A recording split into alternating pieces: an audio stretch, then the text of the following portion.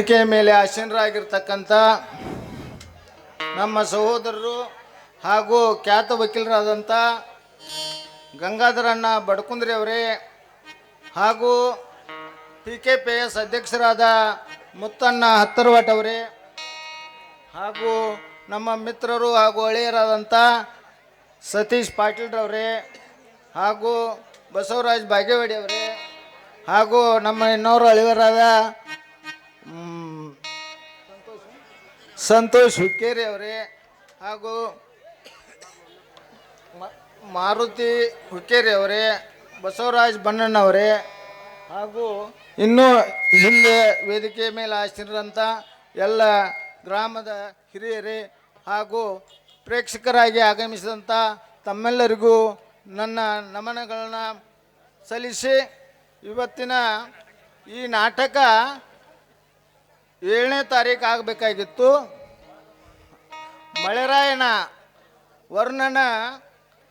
ವರ್ಣ ಆರ್ಭಟಿಸಿದಂಥ ಕಾರಣಕ್ಕಾಗಿ ಇವತ್ತು ಹಮ್ಮಿಕೊಂಡಾರ. ಯಾಕಂದ್ರೆ ನಿನ್ನೂ ಮಾಡೋರಿದ್ರು, ನಿನ್ನೂ ಮಳೆ ಆಯ್ತು. ಯಾಕಂದ್ರೆ ಬೆಟ್ಟಕ್ಕೆ ಹಚ್ಚಿದಂಥ ಬೆಂಕಿ ಇದು ವರ್ಣಗೆ ಹಚ್ಚಿಬಿಟ್ಟೈತಿ. ಯಾಕಪ್ಪ ಅಂದ್ರೆ ಆ ಮ್ಯಾಲೆ ಹೋಗಿ ಬೆಟ್ಟಕ್ಕೆ ಹಚ್ಚಕ್ಕೆ ಹೋಗಿ ಅದು ಮ್ಯಾಲೆ ಹೋಗೈತಿ. ಅದಕ್ಕಾಗಿ ಮಳೆ ನಮ್ಮನ್ನು ಭಾಳ ಕಾಡೈತಿ. ಪಾಪ ಅವರು ನಮ್ಮ ಯುವಕರ ಅತ್ಯುತ್ತಮವಾಗಿ ಈ ಕಳೆದ 3 ವರ್ಷದಿಂದ ಇಲ್ಲಿ ಪ್ರದರ್ಶನವನ್ನು ಮಾಡ್ತಾ ಇದ್ದಾರೆ. ಯಾಕಂದ್ರೆ ಈ ಅನೇಕರ ಸಹಾಯ ಸಹಕಾರದಿಂದ ಹಾಗೂ ಅನೇಕ ಹಿತೈಷಿಗಳಿಂದ ದುಡ್ಡನ್ನು ಕಲೆಕ್ಟ್ ಮಾಡಿ ಅವರು ನಾಟಕ ಮಾಡ್ತಾರೆ ಪ್ರತಿ ವರ್ಷ. ಅವರಿಗೆ ದೇವರು ಯಶಸ್ವಿಯನ್ನು ಕೊಡಲಿ.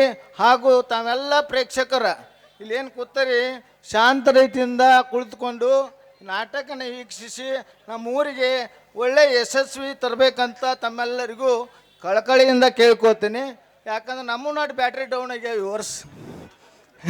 ಇಲ್ಲಾರ ನಾವು ಭಾಳ ಕಡಕ ಮಾತಾಡೋರ ಮೊದಲೇ ನನಗೆ ಕೊಟ್ರವ್ರು. ಇನ್ನೂ ಅನೇಕರು ಹಿರಿಯರು ಮಾತಾಡೋರು ಅದಾರು. ದಯವಿಟ್ಟು ಚೇರ್ಮನ್ರು ಗಂಗಾಧರಣ್ಣ ಅವ್ರು 2 ಮಾತು ಮಾತಾಡ್ಬೇಕಂತ ನಾನು ಕೇಳ್ಕೊತೀನಿ ಅವ್ರಿಗೆ. ಯಾಕಪ್ಪ ಅಂದ್ರೆ ಧೈರ್ಯ ಬರೋದ ನಮ್ಮ ಊರಾಗ ಮಾತಾಡ್ರಿನ ನಮ್ಮ ಮುಂದೆ ಧೈರ್ಯ ಬರೋದು. ಅದ್ರ ಸಲುವಾಗಿ ಇನ್ನೂ ಅನೇಕರು ಮಾತಾಡೋರು. ದಯವಿಟ್ಟು ಮತ್ತೊಮ್ಮೆ ತಮ್ಮೆಲ್ಲರಿಗೂ ವಂದಿಸಿ ಈ ನಾಟಕ ಯಶಸ್ವಿಯಾಗಿ ಪ್ರದರ್ಶನ ಮಾಡಲಿ ಅಂಥೇಳಿ ಎಲ್ಲ ಕಲಾವಿದರಿಗೂ ವಂದಿಸುತ್ತಾ ಅವರಿಗೆ ಹಾರೈಸುತ್ತಾ ನನ್ನ 2 ಮಾತು ಮುಗಿಸ್ತೀನಿ. ಜೈ ಹಿಂದ್, ಜೈ ಕರ್ನಾಟಕ. ನಮ್ಮ ನಾಟಕವನ್ನು ಉದ್ದೇಶಿಸಿ ಮಾತನಾಡಿದಂಥ